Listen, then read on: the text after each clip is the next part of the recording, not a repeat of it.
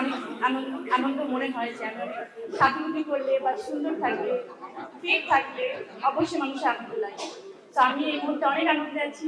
আমি কিন্তু এখন রীতিমতো হার্ডেনের সমস্ত স্কিন প্রোডাক্ট মেকআপ প্রোডাক্ট আমি আমি এটা ছাড়া কিছু ভাবতে পারি না।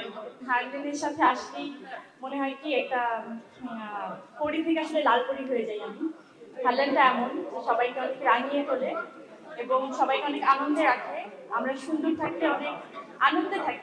অলরেডি মনে হয় বাংলাদেশের এমন 99% লোকজনই আসলে জানে, কারণ আমরা যারা আছি হার্লেনের সাথে তাদেরকে আসলে সবাই বাংলাদেশে সবাই এত বেশি ভালোবাসে, এত বেশি কাছে, এত বেশি কানেক্টেড সবার সাথে সবাই।